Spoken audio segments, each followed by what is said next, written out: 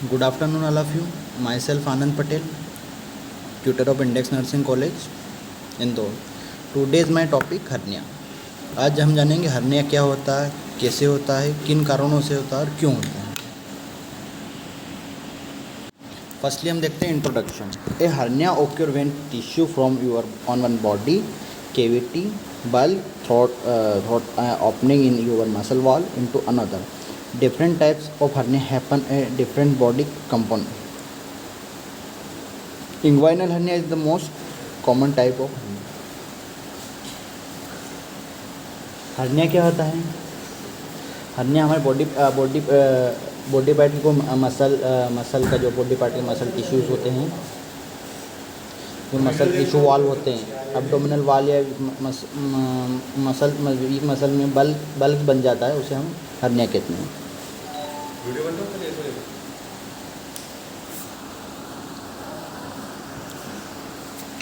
A condition which part of an organ dispatched on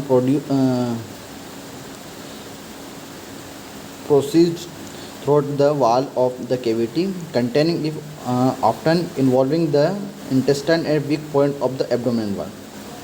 इसमें क्या होता है हर्निया? हर्निया जो हमारे एब्डोमिनल वाल की जो एब्डोमिनल वाल की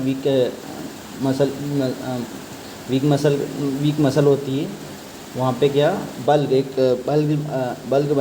बल्ग का आकार ले लेते हैं. जो वीक पॉइंट होता है, वीक पॉइंट से जो बाहर निकलता है, बाहर आंतों से जो वीक मसल या लूज मसल होती है, वहाँ से आंतों से बाहर निकलने की कोशिश करता है, जो बल्ग बन जाता है, उसे हम हर्निया कहते हैं.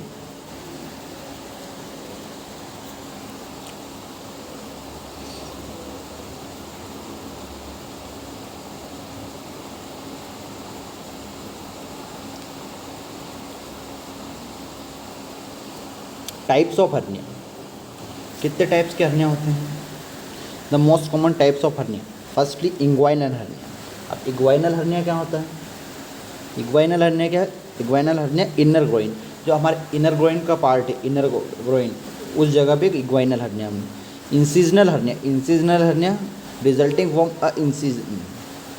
इसमें क्या होता है, जैसे हमें कोई सर्जरी वगैरह हुई हो, या जहाँ इंसिजन वगैरह लगा हो, कहाँ चीरा वगैरह लगा हो, उस जगह पे जो हर्निया, जो मसल वॉल या वीक मसल वॉल बल्ज बनता है, उसे हम इंसिजनल हर्निया करते हैं. थर्डली होता है फीमोरल हर्निया. फीमोरल हर्निया क्या होता है? आउटर ग्रोइन, जो फीमोरल साइड, फीमोरल जो आउटर ग्रोइन में जो हर्निया होता है, उसे हम फीमोरल हर्निया कहते हैं. अम्बलाइकल हर्निया क्या होता है? जो हमारी अम्बलाइकल कोड या बेली बॉटम, जो अम्बलाइकल कोड के आसपास जो हमारी जो नाभि होती है, नाभि के आसपास जो हर्निया होता है, उसे हम, जो मसल वाल वीक होकर जो निकलता है, उसे हम अम्बलाइकल हर्निया कहते हैं. हीटल ये अपर स्टमक, जो अपना डायफ्राम होता है, डायफ्राम से जो अपर स्टमक में जो वाल होता है, वहाँ पर जो हर्निया होता है, उसे हम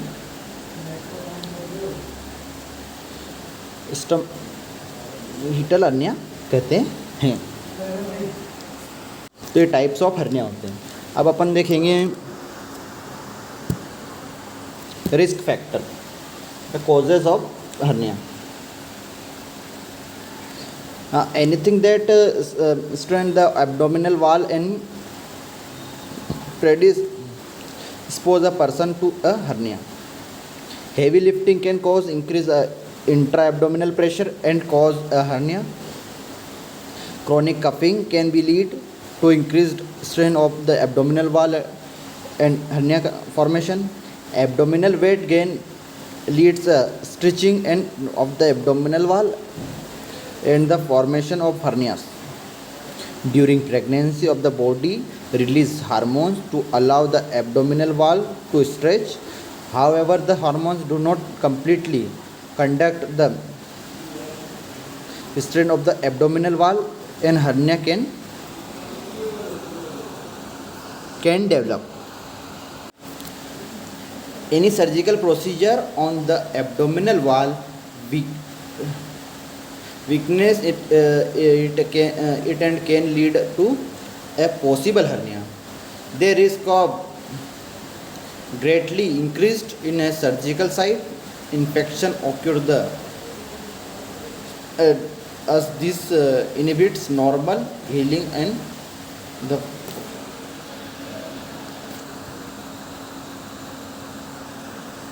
क्या क्या रिस्क फैक्टर हो सकते हैं?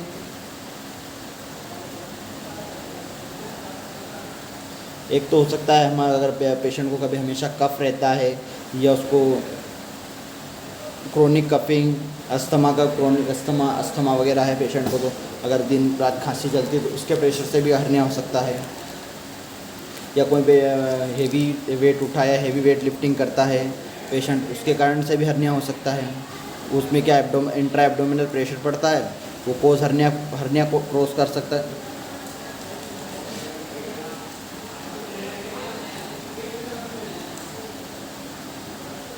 या एब्डोमिनल वेट गेन या स्ट्रेचिंग एब्डोमिनल वाल में फॉर्मेशन भी हर्निया कर सकता है।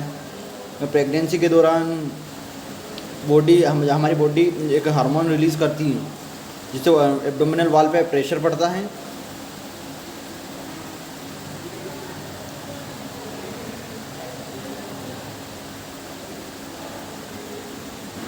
उसके कारण भी हर्निया डेवलप हो सकता है। या कोई हमारा ऐसा प्रोसीजर होता है, आपका अगर कोई सर्जिकल प्रोसीजर हुआ हो या कहीं सर्जरी हुई हो, जो इंसिजनल सर्जरी, ओपन सर्जरी हो और वहाँ पे इंसिजनल बड़ा या हो सकता हो, उसके कारण भी वो मसल वीक स्पॉट मसल जो होती है वहाँ पे बल हो जाता है कभी कभी, और वो भी हर्निया का, उसके कारण भी हर्निया हो सकता है आपको। तो ये चीज़ें ये कारण होते हैं, जो रिस्क फैक्टर होते हैं जो हर्निया को कॉज करते हैं। पैथोफिजियोलॉजी ऑफ हर्निया, क्या pathophysiology? Due to aetiological factor, मतलब ड्यू टू इटोलॉजिकल फैक्टर जो कारण होते हैं, जैसे कि कोई हेवी वेट लिफ्टिंग, प्रेगनेंसी हो गया, जो इंट्रा एब्डोमिनल प्रेशर पड़ता है उन पे, जो हार्मोन रिलीज होता है प्रेगनेंसी के थ्रू वो हो गया, ये ड्यू टू इटियोलॉजिकल फैक्टर्स के कारण होता है। इंक्रीज एब्डोमिनल प्रेशर, जब एब्डोमिनल प्रेशर कोई वेट लिफ्टिंग करता है या कोई इंट्रा एब्डोमिनल प्रेशर पड़ता है, उसके बाद वीकनेस ऑफ मसल वीकनेस हो जाती है, उसके कारण भी वो हो सकता है।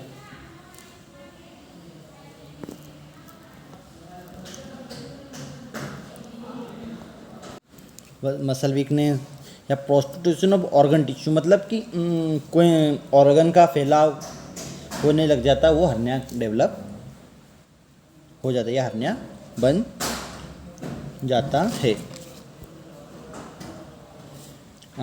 साइन एंड सिम्टम्स, अब क्या क्या साइन हो सकते हैं हर्निया के? जैसे कि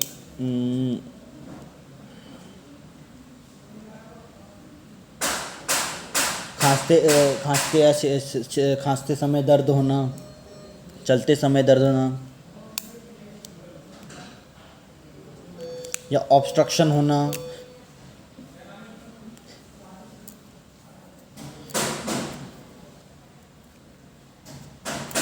नाभि या जांघों में बल्ग जैसा दिखता है,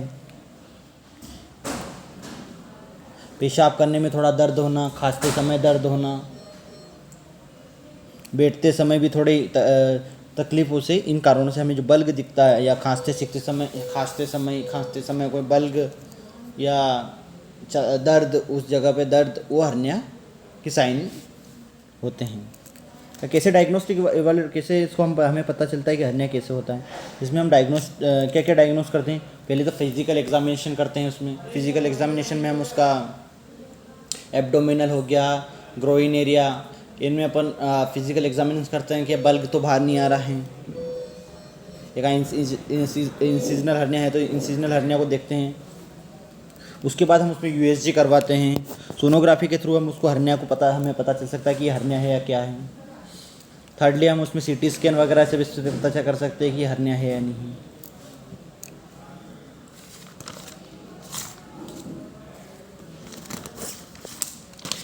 medical management of hernia that are not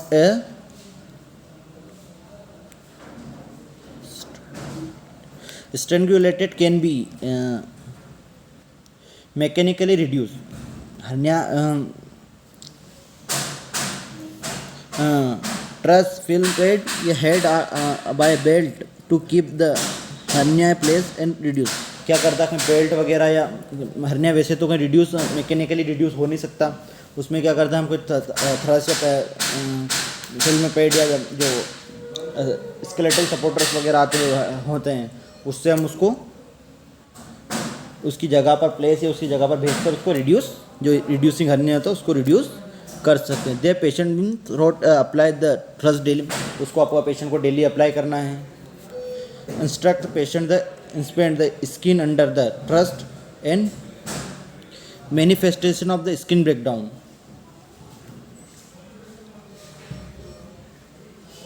इसको अंडर स्किन के साथ थ्रस्ट करना, मैनिफेस्टेशन स्किन अंडर ब्रेकडाउन नहीं करना है। उसमें अपने को हेवी, जब हर्निया हो जाता है तो हेवी वेट लिफ्टिंग नहीं करना है या आपको ज़्यादा प्रेशर नहीं देना है, उससे हर्निया वापस होगा। सर्जिकल मैनेजमेंट में हम क्या क्या देखेंगे? हेमियोटोमी जो एक हेमियोटोमी प्रोसीजर होता है, ओपन सर्जरी होती है और लेप्रोस्कोपी सर्जरी। हेमियोटोमी सर्जरी होती है। ओपन सर्जरी क्या होता है, कई बार ऐसा होता है कि पेशेंट को कोई हर्निया जैसे अम्बलाइकल ओपन सर्जरी होती है जिसमें ओपन करके लंबा इंसिजन या चीरा लगाकर वो हर्निया को रिड्यूस करके उसको हर्नियोप्लास्टी करते हैं। और एक लेप्रोस्कोपिक सर्जरी होती है। लेप्रोस्कोपिक सर्जरी में क्या करते हैं कि सर्जन लेप्रोस्कोप के थ्रू एक छोटे छोटे इंसिजन दे के 1-1 सेंटीमीटर 1-1 इंच 1-1 सेंटीमीटर इंसिजन दे के उसमें लेप्रोस्कोपी के थ्रू हर्नियोप्लास्टी करते हैं, उसे लेप्रोस्कोपिक सर्जरी कहते हैं। नर्सिंग मैनेजमेंट क्या क्या देंगे हम? Nursing give medicine properly time, feeding उसको अपन डाइट प्लान प्रॉपर देंगे, बाथरूम वगैरह में असिस्टेंट करेंगे, केयरिंग और ड्रेसिंग, उसका जगह ड्रेसिंग जहाँ इंसिजन ओपन सर्जरी वगैरह जहाँ हुई है उसको अपन प्रॉपर केयर करेंगे, उसका इन्फेक्शन को रिड्यूस करने के लिए उसको प्रॉपर ड्रेसिंग वगैरह करवाएंगे। फिक्स डाइट प्लान उसका प्रॉपर जो भी आफ्टर सर्जरी या उसको आफ्टर डिस्चार्ज उसको क्या क्या सावधानियाँ रखनी, क्या क्या सावधानियाँ बरतनी वो बताएंगे।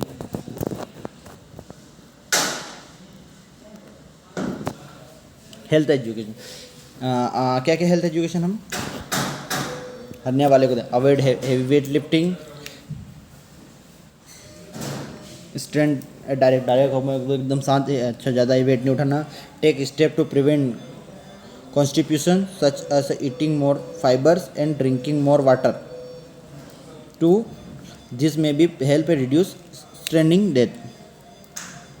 कॉन्स्टिप्यूशन आपको कहीं जैसे इस स्टेप में कॉन्स्टिप्यूशन नहीं करना, प्रिवेंट करना है उससे। सच ईटिंग मोर फाइबर्स, और ज़्यादा फाइबर्स और पानी पीना है ताकि उससे आपको स्ट्रेन रिड्यूस हो सके। Can occur when heavy bowel movement reducing strain may be help to numb symptoms of getting bruised. Maintain heavy weight and lose excessive weight. अब एक आपको मेंटेन करना है आपका हेवी वेट और लूज एक्सेसिव वेट से। They can help to reduce strain abdominal muscle and tissue, ये आपको एब्डोमिनल मसल टिश्यू में रिड्यूस करने में प्रिवेंट करें। Stop smoking can prevent coughing and may also strain abdominal muscle and tissue. आपको क्या धूम्रपान नहीं करना या बीड़ी सिगरेट वगैरह आप अगर पीते हो तो वो बंद करना, उससे क्या कफिंग नहीं होगी, खांस वगैरह नहीं आएगा, कफिंग नहीं होगी, तो उसके कारण आपके एब्डोमिनल और मसल पे टिश्यूज़ पे मसल पे प्रेशर नहीं पड़ेगा। Thank you.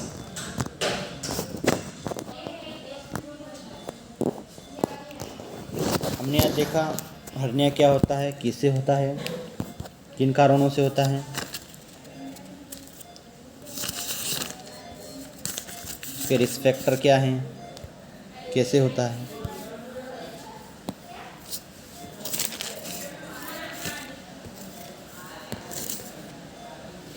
A hernia occurs when tissue from the body cavity bulk through a opening in your muscle wall. In another, different types of hernia happen at different body components. Inguinal hernia is most common type of hernia. क्या होता है कि hernia क्या होता है एक bulb cavity bulb होता है जो ओपनिंग, जो अपने मसल वाल की ओपनिंग में जो लूज मसल या वीक मसल होती है वहाँ से ओपनिंग वाल में होता है। ये डिफरेंट टाइप के हर्निया, बहुत सारे टाइप के हर्निया, पर मेन कौन सा इग्वाइनल हर्निया मेन टाइप या कॉमन हर्निया कौन सा होता है? Inguinal hernia. A condition in which part of the organ is the displaced proceed. क्या अगर हर्निया क्या होता है, कोई ऑर्गन है उसको डिस्प्लेस हो जाता है, जो ऑर्गन का मसल वाल जो वीक मसल या जो होती है वहाँ से वो डिस्प्लेस होकर दूसरी जगह या वीक मसल से बाहर आकर एक बल्क बना लेता है। जो वीक अपना एब्डोमिनल इंटेस्टाइन की वीक मसल से बाहर आकर एक बल्क टिश्यू बल्क बना लेता है, उसे हम हर्निया कहते हैं। टाइप्स ऑफ हर्निया क्या क्या, कौन से टाइप्स होते हैं हर्निया? इंग्वाइनल हर्निया, ये कहाँ होता है इग्वाइनल हर्निया? इनर ग्रोइन जो है, इनर ग्रोइन अपना जो groin area, inner groin area वहाँ पे इग्वाइनल हर्निया होता है। इंसीजनल हर्निया कहाँ होता है?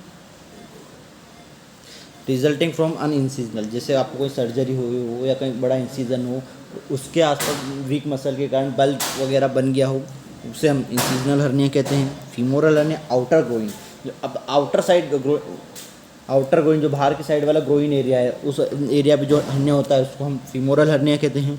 अम्बलाइकल हर्निया, अम्बलाइकल हर्निया क्या होता है? अम्बलाइकल है बेली बॉटम, ये हर्निया क्या होता है? बेली बॉटम पे होता है। बेली बॉटम मतलब अम्बलाइकल कोड, ये हम जो हमारी नाभि के बीच जो नाभि के आसपास वाली जगह होती है अम्बलाइकल, उस जगह पे होता है ये इसमें हर्निया, अम्बलाइकल हर्निया, इसे हम अम्बलाइकल हर्निया कहते हैं। हीटर हर्निया, अपर स्टमक, अपर जो डायफ्राम से स्टमक जो इसोफेगस आता है, ओपन वाल रहता है स्टमक का, वहाँ पे ये हो सकता है, इसे हम हीटर हर्निया कहते हैं। रिस्क फैक्टर, क्या क्या रिस्क फैक्टर हो सकते हैं हर्निया के? आज हमने देखे कि रिस्क फैक्टर क्या क्या रिस्क फैक्टर हर्निया के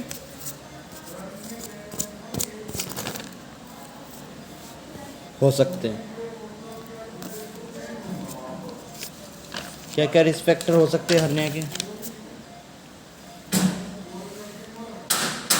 जैसे कोई क्रॉनिक कफिंग या कोई खांसता है, लंबे समय से खा के अस्थमा होता है, उसकी खांसी चलती है, उसको स्मोकर होता है जो ज़्यादा लंबे समय से धूम्रपान कर रहा हो, वो खांसता है तो उसके प्रेशर से भी एब्डोमेन मसल पे टिश्यू पे प्रेशर पड़ता है, उसके कारण हर्निया हो सकता है। या कोई वेट हेवी वेट लिफ्टिंग करता है और जो ज़्यादा वेट उठा लेता है, उसको भी हर्निया हो सकता है। हेवी वेट लिफ्टिंग करता है उसको हर्निया हो सकता है। जो बहुत बार क्या होता है कि जो abdominal weight gain leads stretching, जो एब्डोमिनल वेट गेन स्ट्रेचिंग होती है ना, उस स्ट्रेचिंग में फॉर्मेशन, वो भी हर्निया फॉर्मेशन ड्यूरिंग प्रेगनेंसी। हमारा बॉडी एक हार्मोन प्रोड्यूस करता है, अगर ड्यूरिंग प्रेगनेंसी हमारा बॉडी एक हार्मोन प्रोड्यूस करता है, उसके कारण भी जो वो इंट्रा एब्डोमिनल प्रेशर बढ़ाता है, इंट्रा एब्डोमिनल प्रेशर बढ़ाता है हार्मोन, उसके का फॉर्मेशन करता है, उसके कारण भी हर्निया हो सकता है। या कोई तुम्हारी सर्जरी जैसे कि तुम्हारा कुछ सर्जरी वगैरह हुई हो, या इंसिजन दे के सर्जरी हुई हो, अपेंडेक्सटॉमी हुई, अपेंडेक्स हुई हो या फिर कोई किडनी स्टोन की सर्जरी वगैरह, ओपन सर्जरी वगैरह, वो मसल वीक हो जाए, वहाँ पे मसल जो इंसिजन दिए वहाँ की मसल वीक हो जाती हो, तो उससे भी हर्निया हो सकता है। क्या क्या साइन एंड सिम्टम्स होता है हर्निया? जब चलता है, कोई इंसान चलता है घूमता, तो उसको ग्रोइन एरिया, अम्बलाइकल एरिया में पेन होना, ग्रोइन एरिया में पेन होना जहाँ वो हर्निया बल्क बन जाता है, खांसते व छींकते समय बल्क बाहर आना, या वहाँ पे दर्द पैदा होना, जांघों नाभि में बल्क दिखना या दर्द होना, और एक्यूट और ऑब्स्ट्रक्शन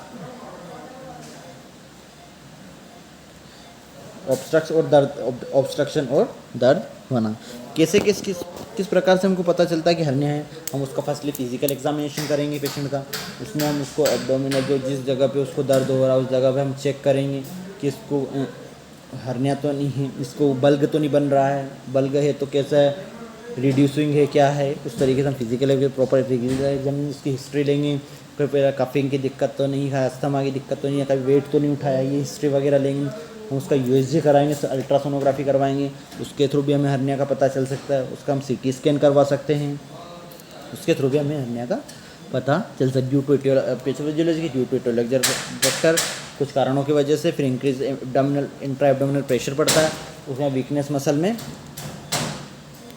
मसल वीकनेस रहती है, वो वीकनेस मसल जो स्पोर्ट रहता है उसमें स्पोर्ट प्रोस्टिट्यूट ऑफ ऑर्गन, किसी ऑर्गन का फैलाव होने लग जाता है और हर्निया का रूप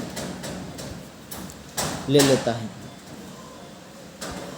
इसमें 3 टाइप की सर्जरी होती है। अधिकतर तो सर्जिकल मेडिकल मेंटेनेंस कम ही हर्निया रिड्यूस तो छोटा हो तो ही होता है, वरना हमें मिनिमली सर्जरी करवाना ही पड़ती है। फर्स्टली क्या देखें, एमियोटोमी, ओपन सर्जरी, 3 प्रकार की इसकी सर्जरी हमने देखी है। हमें हेल्थ एजुकेशन क्या देना है, avoid heavy weight lifting, take step to prevent constitution, हमको ज़्यादा हाई फाइबर और हाई वाटर इनटेक करना है जिसमें हेवी बॉवल मूवमेंट होगा, अच्छे से हमारा बॉवल मूवमेंट अच्छे से रीडिंग स्ट्रेनिंग होगी। Maintain healthy weight and low maintain your healthy weight और लो एक्सेसिव वेट से हमें मेंटेन करना है। स्टॉप स्मोकिंग, हमें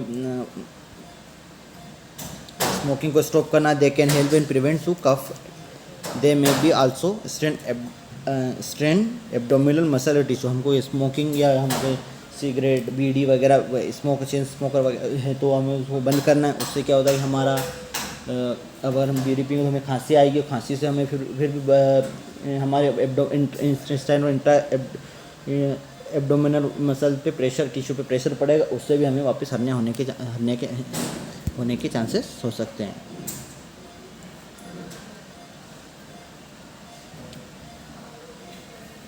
तो दोस्त आज जो हमने देखा कि हर्निया क्या होता है, किन कारणों से होता है, क्यों होता है, इसका क्या क्या मैनेजमेंट है, इसमें हमें क्या क्या प्रिवेंशन करना चाहिए, इसके क्या क्या रिस्क फैक्टर्स होते हैं।